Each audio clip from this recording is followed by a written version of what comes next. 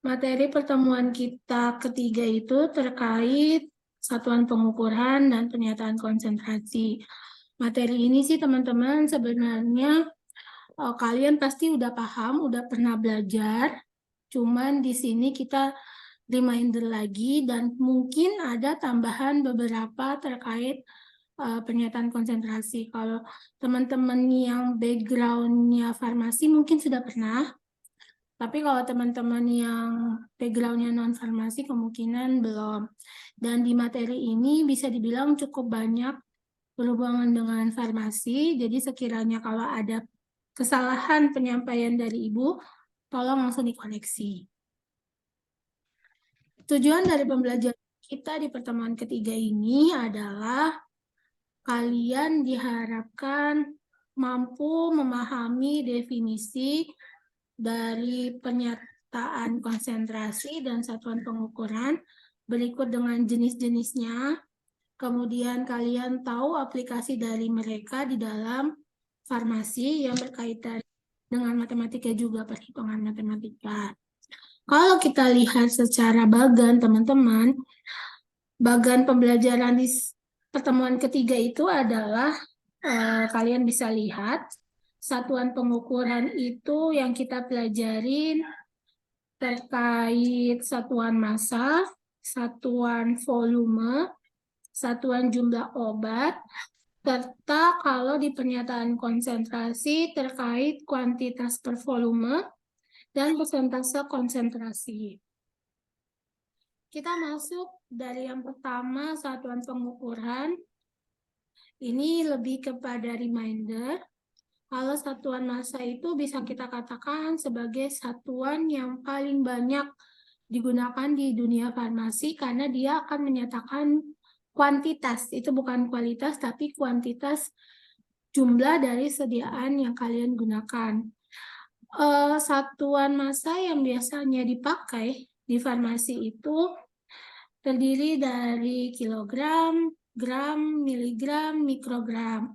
Di mana reminder kalian adalah 1 kilogram itu akan setara dengan 1000 gram, 1 gram setara dengan 1000 miligram, 1 miligram setara dengan 1000 mikrogram.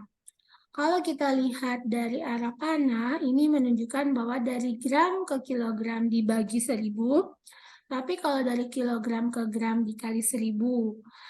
Sedangkan dari gram ke miligram itu dikali 1000, dan dari miligram ke gram itu dibagi dengan 1000.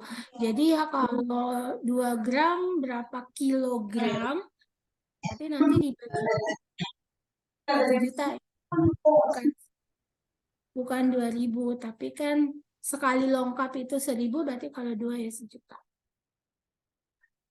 Kemudian ada yang namanya satuan volume, di mana satuan volume yang paling banyak kita gunakan itu adalah dalam bentuk liter. Kemudian 1 liter itu sebenarnya setara dengan 10 desiliter, atau setara dengan 100 cc, centiliter, atau setara dengan 1000 mililiter atau ml. Kalian juga pasti udah tahu kalau liter itu dilambangkan dengan L, kalau mililiter ml. Liter itu 1 liter setara dengan 1000 mililiter, sedangkan 1 mililiter setara dengan 1000 mikroliter. Kalau bagan ini menunjukkan bahwa dari mililiter ke liter dibagi 1000, kalau kebalikannya liter ke mililiter dikali dengan 1000. Aman ya? Ini kan reminder dulu yang sudah pernah kita pelajarin. Kemudian ada yang namanya satuan jumlah obat.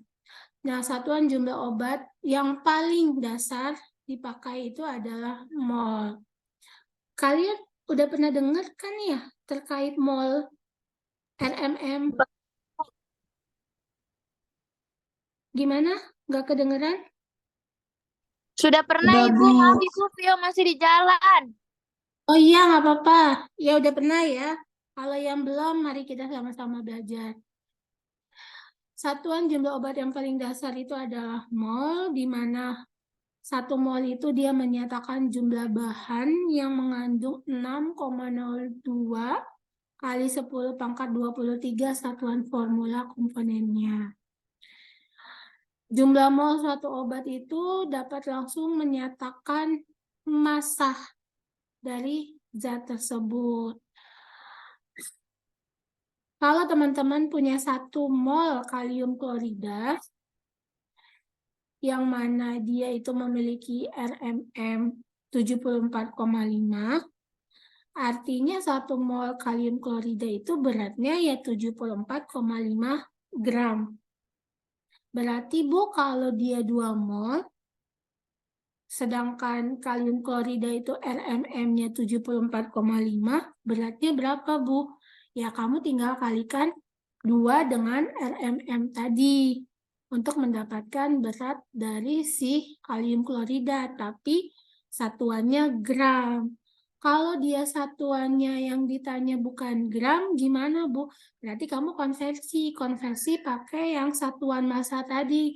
Kalau dari gram ditanyanya ke kilogram, diapain? Dibagi atau dikali? Kali berapa? Dibagi berapa? Gitu. Ya. RMM itu apa sih? Dia dinyatakan sebagai massa molekul relatif, atau bahasa Inggrisnya relative molecular mass. Jadi kalau satuan jumlah obat yang paling dasar itu kan mol. Tapi temannya mol ada juga yang namanya milimol. Di mana 1 mol itu setara dengan 1000 milimol. Dan 1 milimol setara dengan 1000 mikromol. Oke, kalau teman-teman lihat di sini, semisal kamu satuan obatnya itu menggunakan mol, terus kamu mau mencari massanya, kamu bisa langsung dikalikan dengan RMM-nya. Tapi dia satuannya dalam gram. Ketika dia satuan obatnya bukan mol tapi milimol, dia juga bisa langsung dikalikan dengan RMM-nya untuk mendapatkan beratnya. Tapi hasil akhirnya bukan dalam bentuk gram, melainkan miligram. Jadi bisa dibilang kalau milimol, pasti nanti hasilnya miligram. Kalau mol, hasilnya gram. Bu, kalau saya hasilnya mol, diketahuinya mol, yang ditanya miligram, saya boleh langsung cari gram dulu nggak, Bu? Habis itu saya konversi ke miligram, boleh.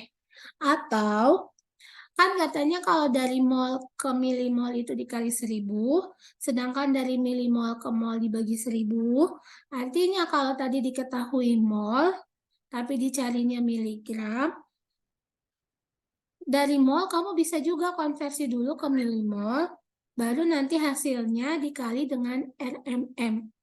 Itu didapat hasilnya dalam miligram. Ada yang bingung nggak dengan penjelasan Ibu? Jadi di sini kalian boleh pakai cara manapun. Jadi bisa dibilang ada 2 cara. Kalau diketahuinya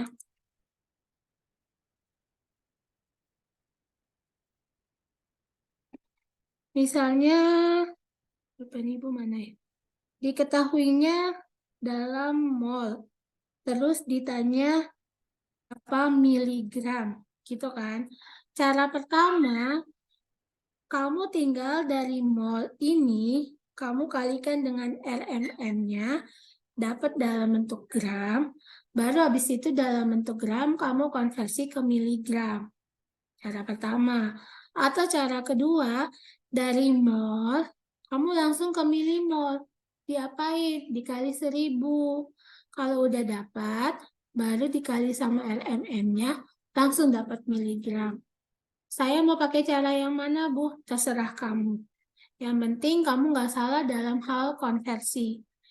Terutama kamu nggak salah dalam perhitungan secara manual bila ketika ulangan tidak diperkenankan untuk menggunakan kalkulator.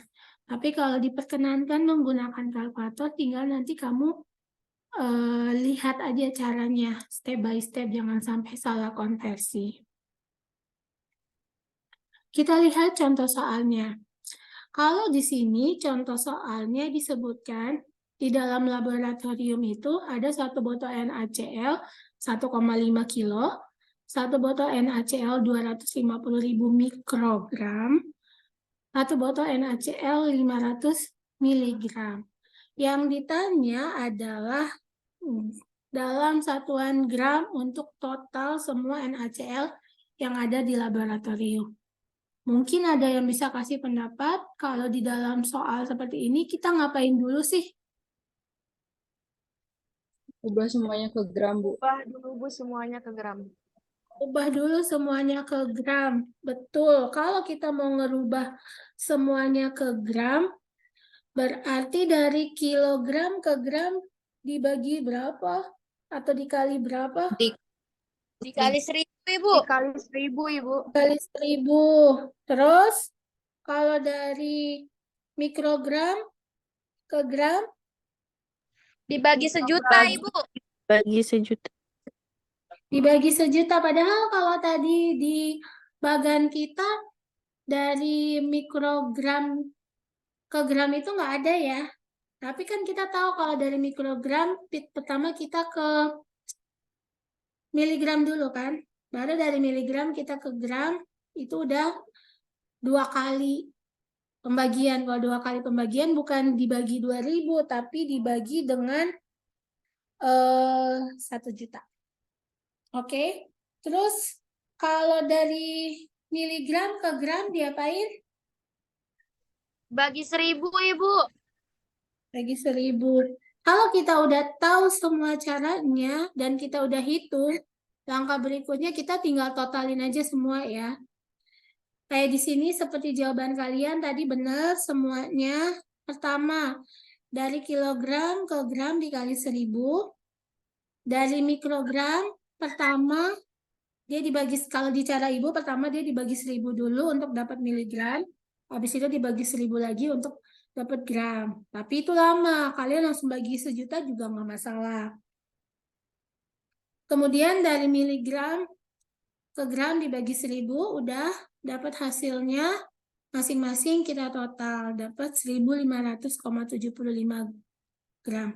Ini masih terbilang mudah ya teman-teman, tapi sekali lagi kesalahan kalian itu adalah ketika kalian salah membagi. Terutama kalau pembagiannya pakai cara manual. Jadi tolong diperhatikan, kalau masih belum paham, pelajarin lagi. Kita lihat contoh soal yang kedua, teman-teman. Di sini katanya ditanyakan berapa tablet digoxin yang diperlukan untuk mendapatkan 0,125 mg jika satu tablet itu mengandung 62,5 mikrogram digoxin. Jadi satu tablet terkandung, kalau kita bahasakan semua yang diketahui, itu yang pertama adalah nomor 2, satu tablet itu dia mengandung 62,5 mikrogram digoxin. Yang ditanya X tablet jika dia mengandung 0,125 miligram. Ada yang mau coba? Kalau soalnya seperti ini, kalian penyelesaiannya gimana dulu? Dikali 1000 dulu ya, Bu. Devita mau coba? Gimana Devita? Miligramnya ke mikrogramin dulu. Terus nanti Kamu mau dijadikan ke mikrogram dulu? Kalau miligram ke mikrogram dikali atau dibagi? dikali. Kali berapa? Dikali 1000. 1, 2, 3, berarti 125 mikrogram ya? Terus kalau udah? Dibagi 62,5 mikrogram. Jadi hasilnya 2 tablet. Kita nggak Bu? Tablet. Oke, kamu agak ragu ya? Nah, coba kalau yang lain kira-kira jawabannya Devita udah benar atau bagaimana? Atau tolong bantu kuatkan dia. Dia ragu. Dijadiin ini Bu perbandingan senilai. Kalau Wiwit mau pakai cara perbandingan senilai. Kalau Devita tadi logika. Kalau Wiwit perbandingan senilainya gimana, Wit? Jadinya 1 per X sama dengan 62,5 Mm-mm. per 125. Per 125. Mm-mm. Terus Nanti jadinya 62,5 X sama dengan 125. mm, X sama dengan 125 per 62,5 sama dengan 2 tablet. iya, 2 tablet jawabannya sama kayak Devita, cuma caranya berbeda. Atau teman-teman, ada cara lain juga di mana kalau Devita kan dia ngerubah miligram ke mikrogram. Misalnya Vio, Vio nggak mau ngerubah ke mikrogram, Vio maunya ngerubah ke miligram.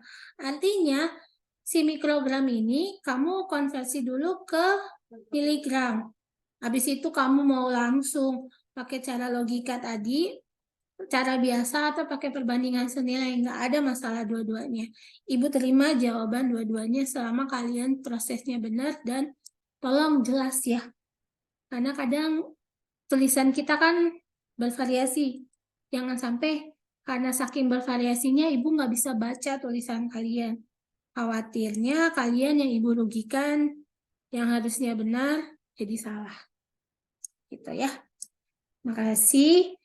Ayo lanjut coba case ketiga. Di sini katanya seorang pasien diberikan infus 120 mili per jam.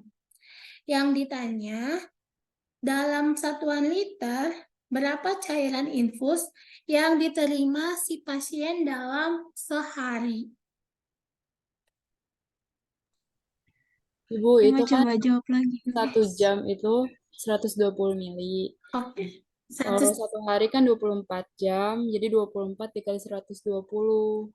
Jadinya 2.880 mili. Terus kalau dalam liter dibagi 1.000, jadinya 2,88 liter. Oke, sebentar.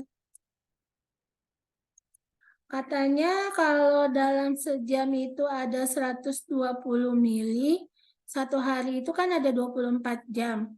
Berarti 120 dikali 24, 2.880 ya? Iya, Bu. Mili. Mili. Tapi yang ditanyanya liter. Dari mili ke liter dibagi 1.000 ya? Dibagi 1.000 dapatnya 2,88 liter. Tadi Devita katanya mau coba jawab. Kira-kira jawabannya Mesia sama nggak sama jawabannya Devita?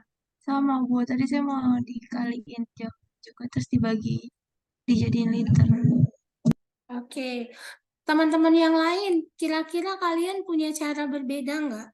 Ibu mintanya cara berbeda ya. Kalau hasilnya sama, pasti sama. Cara berbeda kalian ada nggak? Yang lain, kepikiran proses perhitungan. Saya mau coba, Bu. Aldo kalau pakai cara lain gimana Aldo? Kalau saya jadi diubah dulu dari mililiter ke liternya, Bu. Mm-mm. 120 dibagi 1.000. Oke. Sebentar Aldo. Oh iya, Kalau Bu. Aldo pakai caranya dirubah dulu pertama karena kan ditanyanya dalam liter. Oke, bentar Ibu nyari pulpen Ibu dulu nih. Nulis bentar. Maaf, 120 mili diubah ke liter dulu. Dibagi berapa, Dok? Dibagi 1.000, Bu. Oke, dapat berapa? Jadinya 0,12. Terus? Terus baru itu kan 0,12 itu 1 jam. Sedangkan yang Yes. ditanya kan sehari. Berarti dikali Mm-mm. 24 jam. Hasilnya sama, Bu, 2,88. Yes. Thank you, Aldo. Ya, Bu, Jadi sama-sama. teman-teman, cara kalian gimana pun nggak masalah karena setiap orang itu punya preferensi yang berbeda-beda. Kalau Aldo dari awal saya mau ngerubah Bu biar ke belakangnya searah gitu. Kalau Mesia sama Devita Enggak, daripada ngeribetin di awal, bukan ngeribetin, daripada ngerubah di awal, jalanin aja dulu, ntar hasilnya baru kita ubah. Hasilnya sama, nggak masalah. Aman ya teman-teman? Case 2, case 3 masih aman? Aman, Bu. Aman. Coba kita lihat case berikutnya. Di sini ada case 4 sama case 5. Kita mulai dari yang keempat dulu. Katanya di dalam kemasan botol tertera dia mengandung 5% alkohol. Yang ditanya berapa liter volume alkohol yang ada dalam 250 mili minuman tersebut.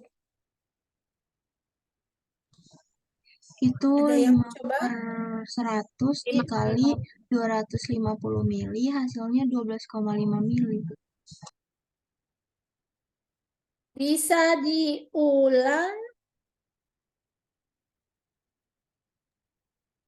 Suaranya tadi pelan sekali. 5 per 100 dikali 250 mili, hasilnya 12,5 mili. 5 per 100 dari mana? Dari 5%. Iya, nyambung ke materi kita sebelumnya ya. Persentase 5%, 5 per 100 dikalikan dengan siapa? 250 mili. 150 mili, didapat hasilnya berapa? 12,5 mili. 12,5 mili. Kemudian Dirubah ke liter, Ibu. Dirubah ke liter. dirubah ke liter. Oke. Makasih Devita, makasih Tiara. Kalau diubah ke mililiter, diubah ke liter, diapain Tiara? Dibagi 1000, Ibu. Dibagi 1000. Kalau dibagi 1000 jawabannya berapa? 0,0125. Terima kasih banyak yang udah jawab, tapi maaf ya layar Ibu kan cuma bisa nampilin 4 orang. Kadang Ibu dengar banyak suara, cuma Ibu nggak lihat itu siapa.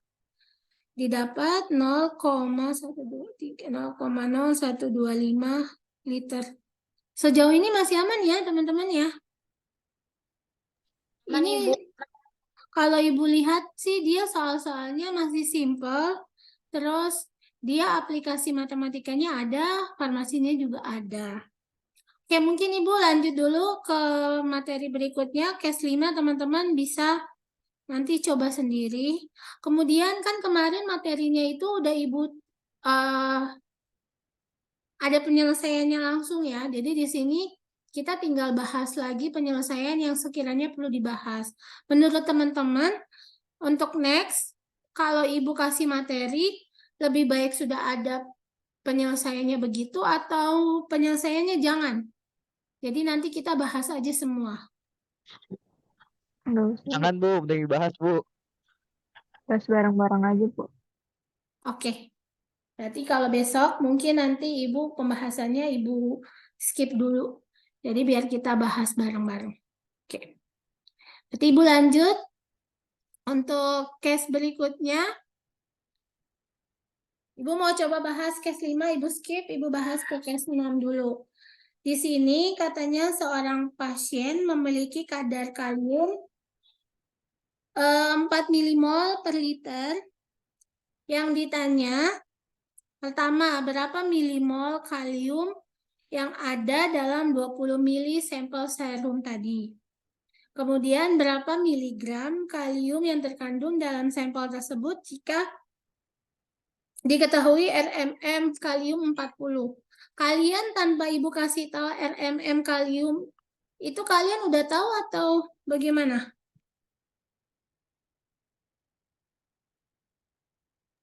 Udah pernah dengar soal RMM kan ya teman-teman? Belum, Bu. Jadi itu RM itu udah rumus atau emang nanti setiap soalnya itu ada, Bu? Pernah dengar bagaimana? RM itu rumus molekul bukan sih, Bu? Rumus molekul. Kalau RMM itu biasanya ada di mana, Aulia?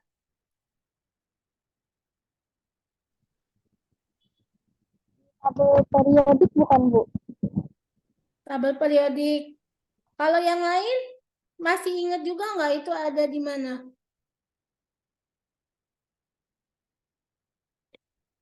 Karena yang Leoni gimana? Leoni pernah dengar soal RMM? Belum, Bu. Belum. Ibu tadi ngelihat kamu unmute, jadi Ibu pikir Leoni mau ngomong. Jangan kaget ya kalau tiba-tiba Ibu panggil. Setahu Ibu, RMM itu kemarin ada yang ngasih tahu dia adanya di tabel periodik. Jadi di situ misalnya kalium dikasih tahu ada RMM-nya 40, terus ada juga yang namanya valensinya untuk zat-zat. Nah, kalau teman-teman belum tahu, mungkin kalian bisa lihat di tabel periodik. Kemudian kalau pertanyaan kalian, Bu, nanti di setiap soal itu dikasih tahu apa enggak? Ibu nggak ngasih tahunya di tiap soal. Tapi misalnya Ibu soalnya 1 sampai 10. Terus nanti di bawah kayak informasi notes RMM kalium 40, RMM natrium berapa, terus RMM apa berapa, valensinya berapa. Jadi nanti dari informasi semua itu kalian yang pilih untuk soal 1 dia pakainya yang mana. Kalau nomor 1 nggak ditanyanya dalam bentuk mol begini ya berarti nggak perlu kan. Ternyata dia baru ada di soal 5. Ya kalian silakan lihat sesuaikan sama zatnya. Palingan gitu sih teman-teman ya. Oke. Nah, Baik, coba Ibu. ada yang mau mencoba soal nomor 6. Coba penjelasan ke Ibu atau ke teman-teman yang lain. Kalian bisa nggak sih langsung coret-coret layar Ibu? Kira-kira kalian bisa nggak? Kayaknya pernah beberapa ada yang coba coret. Kalau kalian bisa silakan. Atau kalau kalian mau Ibu yang Iya. Iya, kalau kalian bisa, monggo. Siapa yang mau coba? Tes Boleh. dong. Oh, kalau mau beneran juga nggak apa-apa untuk yang bagian pertama. Nanti bagian kedua Ibu, atau dibalik bagian pertama Ibu, bagian kedua kamu. Susah nggak? Kalau susah ya Ibu tetap yang ini. 4 per X sama dengan Ibu, angkanya gede-gede. Oke. Kamu mau coba soal pertama? Boleh, nanti Ibu yang nulis. Iya, Ibu. Untuk Gimana? itu dia menggunakan perbandingan. Kan di Mhm. situ sudah diketahui kalau dia mengandung 4 mol mmol per liter. Berarti 4. Terus per liter berarti kan per 1000. Berarti dia ada 1000 juga, ada 4 juga. Dan juga ada 20. Karena dia terkandung dalam 20 mili. Jadi 4 per X pakai prinsip perbandingan. Terus sama dengan 1000 dibagi 20. 4 per X. Sama dengan 1000 dibagi 20. Oh iya, Ibu salah, maaf. Posisi Ibu yang salah.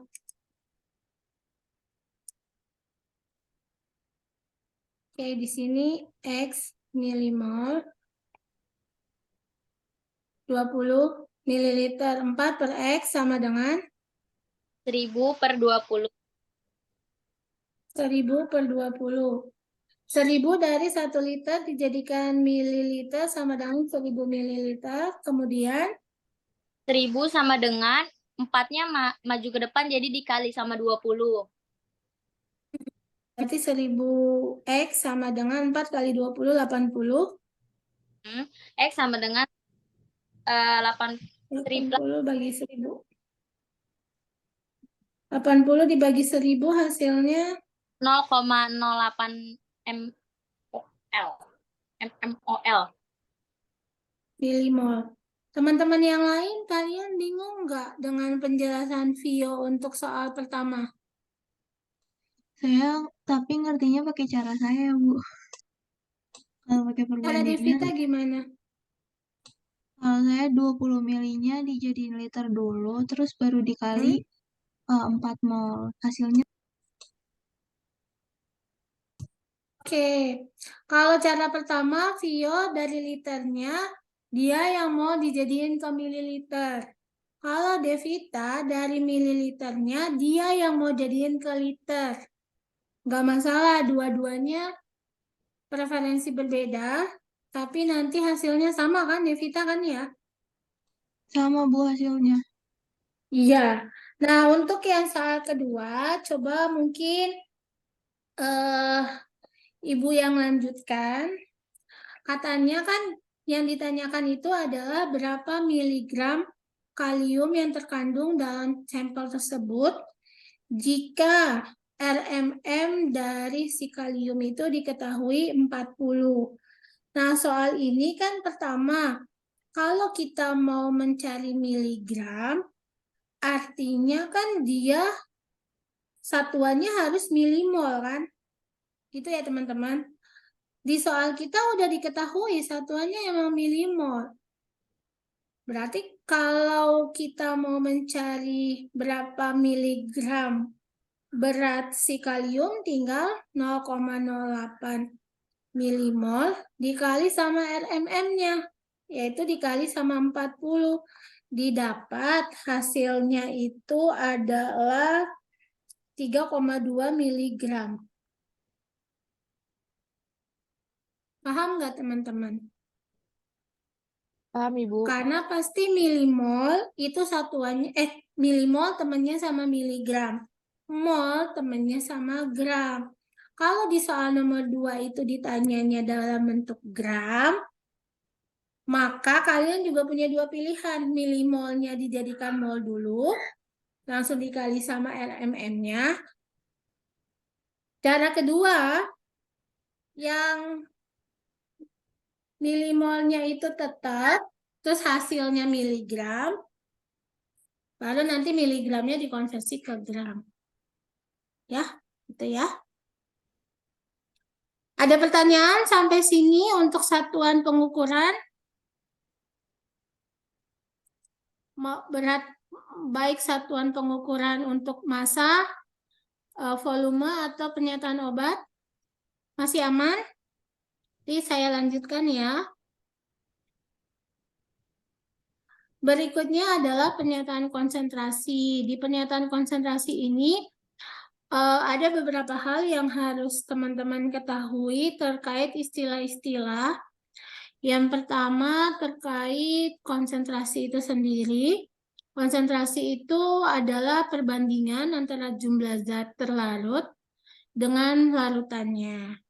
Nah, larutan itu sendiri apa? Larutan itu dia harus bersifat homogen. Yang mana artinya komposisinya itu semuanya merata di semua bagian volumenya. Kemudian kalau ngomongin larutan ada juga yang namanya pelarut. Pelarut itu pasti dia komposisinya lebih besar dalam sebuah larutan. Dan dia itu yang akan menentukan sifat larutan.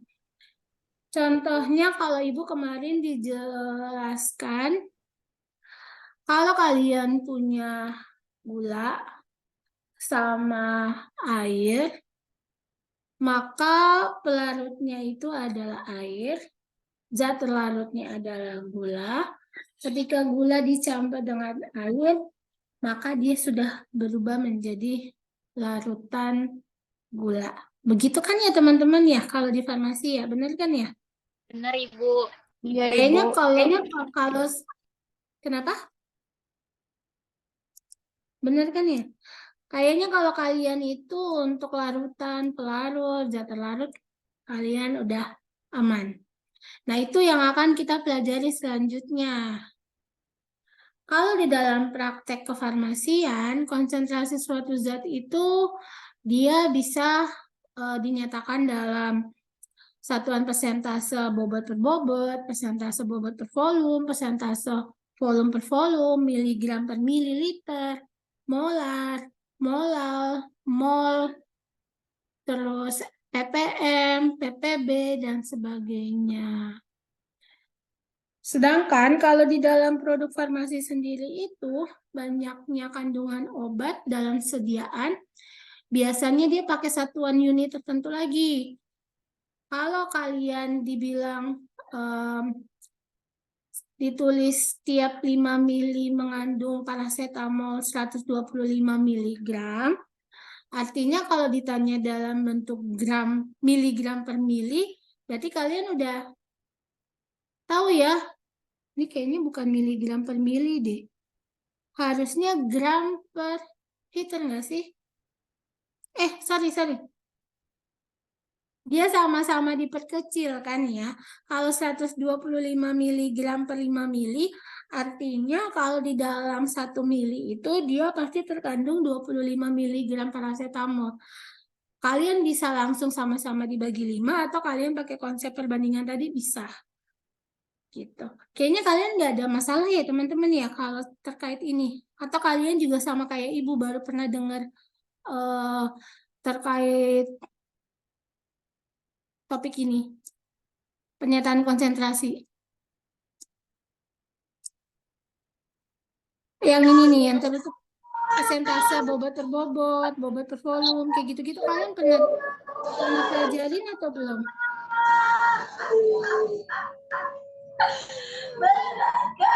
Nggak kedengaran suaranya. Gimana kalian? Yang lain pernah dengar terkait ini atau baru?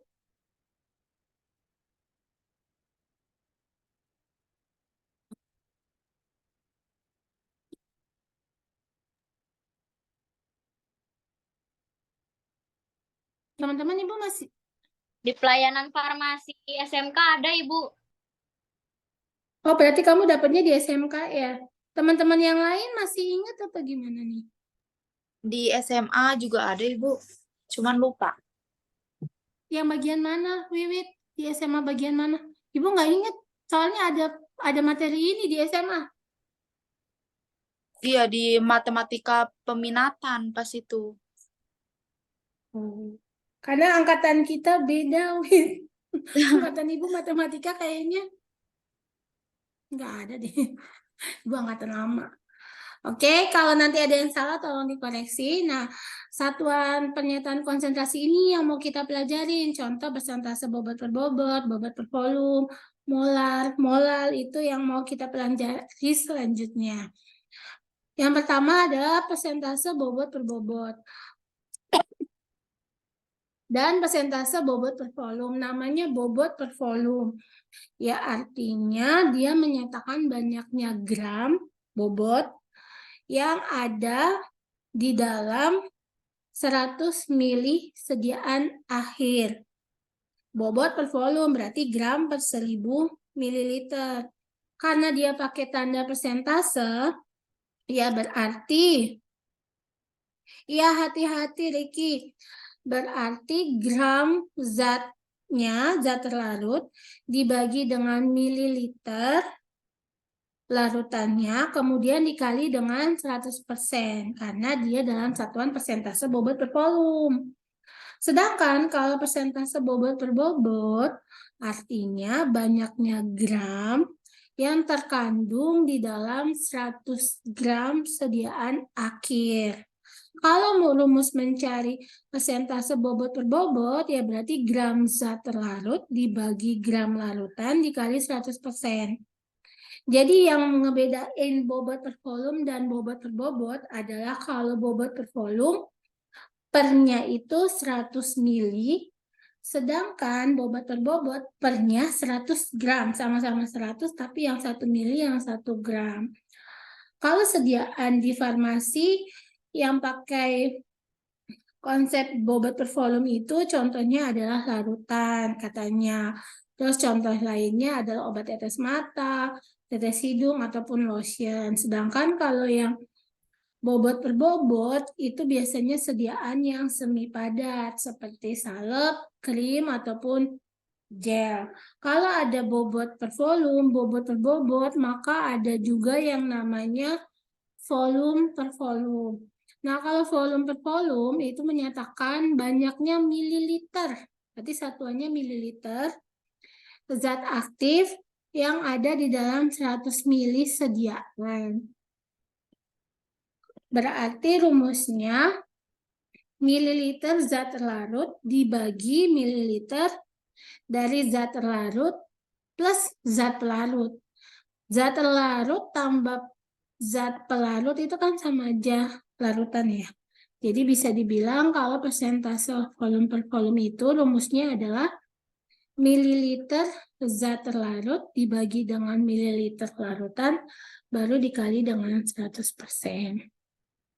Nah, sediaan farmasi yang biasanya pakai persentase volume per volume itu adalah contoh dari emulsi ataupun larutan topikal yang dioleskan ya, topikal itu. Selain itu ada yang namanya kuantitas per volume, teman-teman. Nah, kuantitas per volume ini dia digunakan untuk menunjukkan konsentrasi obat yang berada di dalam sebuah larutan. Pernyataan kuantitas per volume ini dia memberikan jumlah atau berat obat dalam volume larutan. Contohnya kalau dibilang larutan NaCl 1 milimol per liter, artinya ada 1 milimol NaCl di dalam 1 liter larutan. Karena kan di sini 1 milimol per liter. Tapi kalau dia per mililiter, artinya ada 1 milimol NaCl di dalam 1 mililiter larutan. Berarti tergantung pembaginya itu ya teman-teman ya. Selain persentase bobot per bobot, bobot per volume, volume per volume, itu ada juga yang namanya molaritas dan molalitas. Bedanya molaritas dan molalitas itu bisa kita lihat juga dari simbolnya. Kalau molaritas pakai M kapital, kalau molalitas pakai M kecil. Pengertiannya juga beda. Molaritas itu menyatakan jumlah mol zat terlarut dalam 1 liter larutan. Sedangkan molalitas menyatakan jumlah mol zat terlarut dalam 1 kilogram pelarut. Kalau molaritas dalam 1 liter larutan, molalitas dalam 1 kilogram pelarut. Lambangnya juga beda, molaritas M kapital, molalitas M kecil. Sehingga cara menemukan atau rumusnya pun berbeda. Kalau molaritas, rumusnya itu bisa gram zat terlarut dibagi mR dikali volume dalam liter. Sedangkan kalau molalitas, gram zat terlarut dibagi mR dikali 1000 dibagi bobot dari pelarut dalam satuan gram. Jadi kalau kamu misalnya volume larutannya dalam mililiter, maka harus dijadikan dulu dalam liter. Kemudian bobot pelarutnya dalam miligram harus dijadikan dulu dalam gram. Gitu.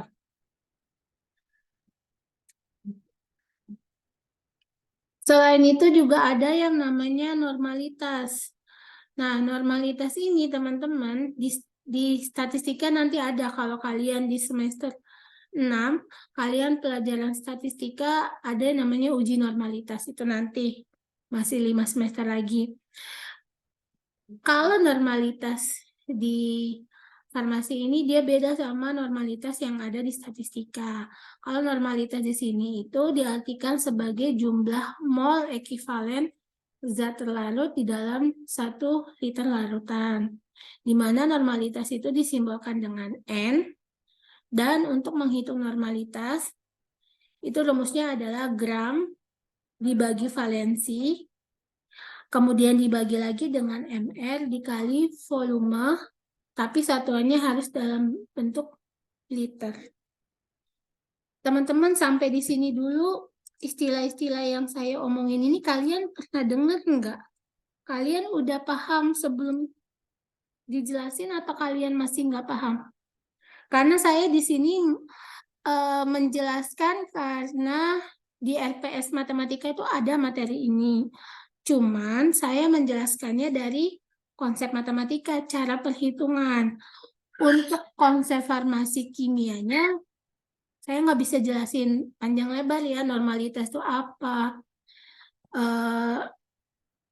asalnya bagaimana, atau contohnya bagaimana, Ibu nggak bisa ya. Ibu hanya sedikit pengertian umumnya, kemudian cara menghitung di dalam matematika. Kalau kalian lihat MR sama valensi, itu kalian pernah dapat nggak sih? Atau pernah lihat apa itu MR, apa itu valensi? Pernah Bu dapat pas SMK, cuman lupa. Pelajaran apa itu? Kimia farmasi. Kimia farmasi. Yang lain masih ingat? Atau pernah Iya. dapat? Kimia farmasi. Dapat di kimia farmasi, Bu. Semester Jadi 1 ada kimia nggak? Belum ada semester 1. Belum, nggak ada, Ibu. belum, Bu. Oke, jadi di sini kita belajarnya secara matematika. Kita nggak usah terlalu mikirin ke kimianya, karena nanti Ibu juga nggak bisa ngejelasin banyak. Kalau nanti kita masuk ke soal, untuk MR, RMM, sama valensi akan diketahui di soal. Jadi kalian tinggal masukin angka-angka yang sudah diketahui itu ke rumus normalitas, atau ke rumus molaritas, atau ke rumus molalitas, gitu ya.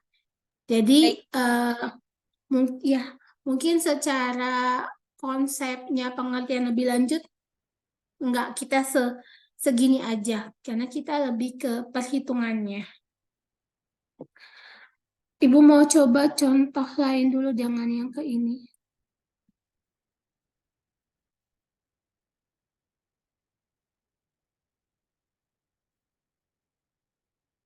Di all slide.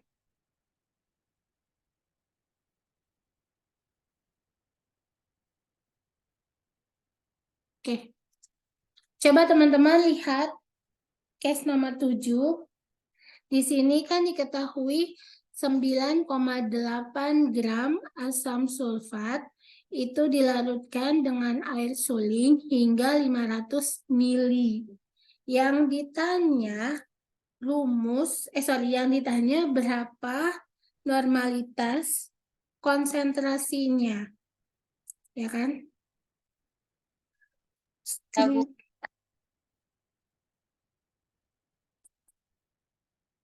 Maaf, kenapa? Nggak kedengeran tadi ngomongnya, maaf. Iya, Bu. Oh, oke. Kalau ditanya normalitas, mungkin ini coba yang Ibu sampaikan. Kalau ditanya normalitas, kan rumus normalitas itu katanya gram per valensi dibagi lagi dengan MR dikali volume tapi dalam liter. Kalian masih bisa lihat tulisan Ibu kan ya? Masih, Bu. Bisa, Nah, Ibu. volumenya larutan itu kan di sini adalah 500 mili ya. Pertama, 500 milinya teman-teman ubah dulu ke dalam liter. 500 mili berapa liter, teman-teman? Dibagi berapa dia? Dibagi 1000. Kalau dibagi 1000 dapatnya 0,5 liter. Ya. Terus gram di sini gramnya yang mana? Zatnya yang mana? 9,8 gram. 9,8 gram. 9,8 gram. Terus valensinya berapa? Kalian tahu nggak valensinya si asam sulfat?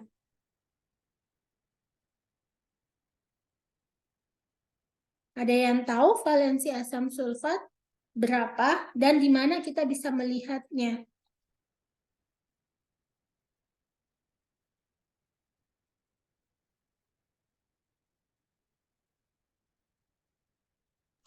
Valensinya 2, Bu. Lihat di mana?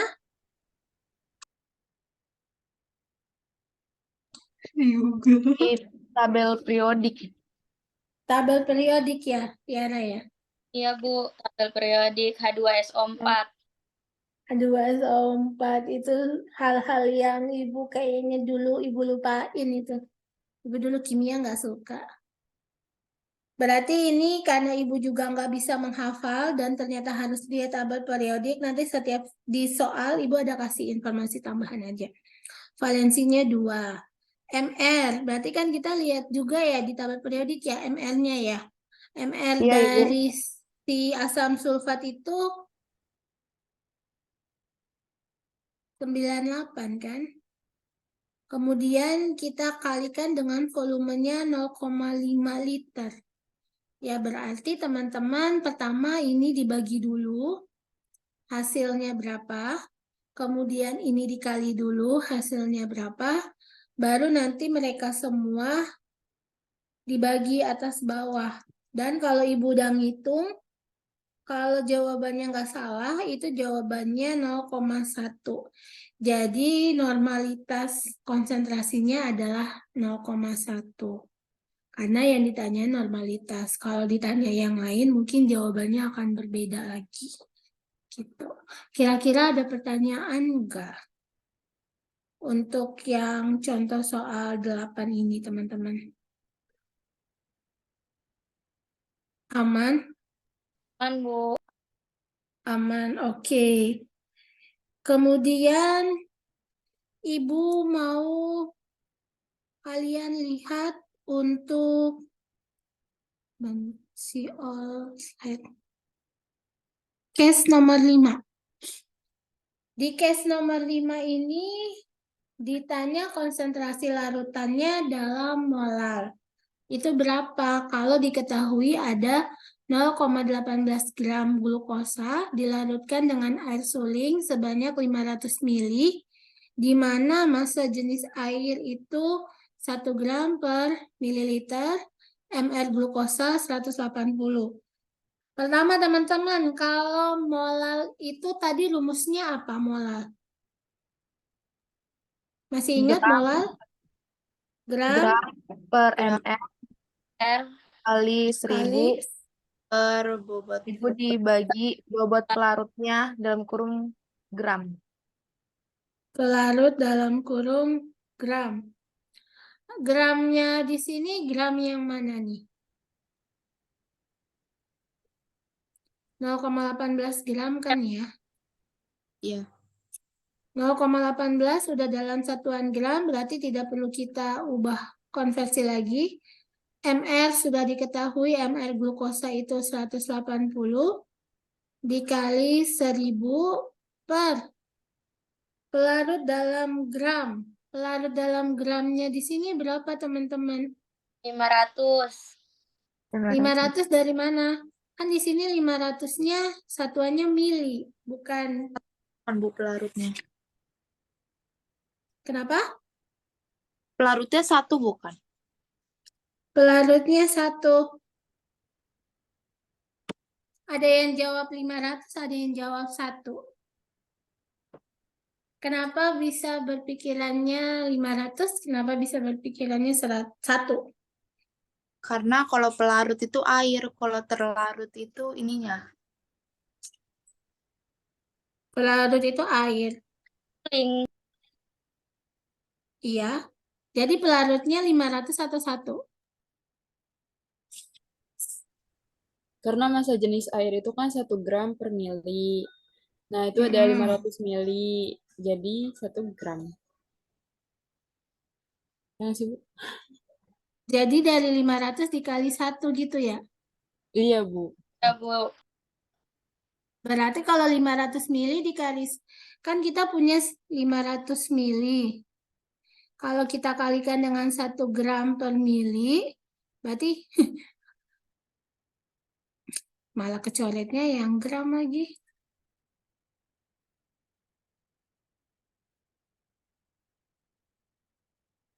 Kalau kita sama-sama punya mili kita coret, berarti 500 gram kan ya? Ya, Bu. Makanya di sini pelarutnya 500, tapi bukan dalam mililiter, udah dalam bentuk gram. Karena tadi kita udah kalikan dengan massa jenis air yang 1 gram per mili kan. Bingung nggak? Bingung, Bu. Bingung ya. Jadi kan kalau di sini pelarutnya itu dimintanya dalam bentuk gram. Sedangkan pelarutnya di sini adalah si air suling tadi. Cuma air suling ini dia satuannya bukan dalam bentuk gram. Dia satuannya dalam bentuk mili. Kalau tadi Mesia sampaikan, karena massa jenis air itu 1 gram per mililiter, berarti kita bisa dikalikan 500 mili sama 1 gram per mililiter tadi buat dapat pelarutnya dalam bentuk satuan gram. Karena kita 500 mili dikalikan 1 gram per mili, sama-sama mili kan bisa kita coret, jadi yang tersisa gram. Jadi 500 mili tadi air suling itu sudah kita ubah menjadi 500 gram, sesuai sama rumus dari molar tadi. Karena udah sama-sama, berarti tinggal kita kalikan biasa. Untuk operasinya ini, jadi kalian bisa atas kali atas, bawah kali bawah, baru nanti kalian bagi. Atau kalian pertama yang kiri dulu, 0,18 dibagi 180, 1000 dibagi 500, sama-sama sudah ketemu hasilnya, baru nanti dikali. Jadi kalian punya dua pilihan. Nah ini kalau udah dihitung sama ibu, itu hasilnya 0,002 molar. Jadi konsentrasi si larutan itu dalam satuan molar adalah 0,002. Gimana kalian, ada yang masih bingung? Atau sejauh ini aman? Aman? Kan Bu. Aman, oke. Teman-teman, berarti untuk soal sisanya, silahkan kalian coba kerjakan mandiri. Karena untuk soal ujian, Ibu akan nggak jauh beda dengan soal-soal latihan yang kita coba, ataupun kan ada tulisannya latihan soal ya, tapi latihan di sini kalau kalian mau coba silahkan, enggak juga nggak apa-apa. Yang penting kalian bisa saat ujian. Tapi karena minggu depan kita libur ya, katanya minggu depan itu tanggal merah, berarti tidak ada perkuliahan dulu. Ibu minta kalian coba kerjakan ini materinya. Di sini ada latihan soal. Teman-teman tolong kerjakan, nggak usah ditulis lagi soalnya, tapi langsung ke penyelesaian. Caranya bagaimana? Ibu kasih waktu sampai minggu depan di hari Jumat, karena hari Kamisnya libur, maka kalian silahkan kumpulkan di hari Jumat. Bu, kalau saya hari Jumat nggak ada mata kuliah, saya belum hari Jumat, boleh nggak Bu? Silahkan. Jadi terakhirnya kalian kumpulkan di hari Jumat, sebelum itu pun nggak ada masalah. Ada pertanyaan? Ibu kumpulnya nanti di meja Ibu. Iya. Atau kalau kalian ke kampus itu ada kalian ke kampus ada praktek di hari apa, atau ada matkul lain di hari apa? Rabu Ibu. Rabu sore ya? Iya. Saran Ibu sih Rabu sore aja, biar kalian Jumat nggak perlu ke kampus, atau sebelumnya kan kalian memang nggak ada kuliah. Silakan Rabu kalian kumpulin bareng-bareng aja ya, satu kelas, baru nanti taruh di meja Ibu, biar nggak berantakan, biar nggak berceceran gitu. Ruangan Ibu ada di lantai 2, di ruangan UPMI dan PIK. Itu ada nama Ibu, jadi kalian taruh aja di meja Ibu. Baik Bu. Baik, Ibu. Apakah masih ada pertanyaan? Atau sudah cukup semuanya? Ibu, jadi jawabannya tuh ditulis di kertas gitu, di kertas lembar.